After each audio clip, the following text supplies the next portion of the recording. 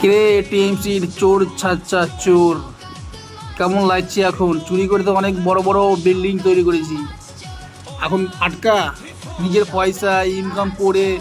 হ্যাঁ, আমরা বিল্ডিং তৈরি করেছি, একবার বলে দেখ। কেনে ভয় লাগছে বলতে?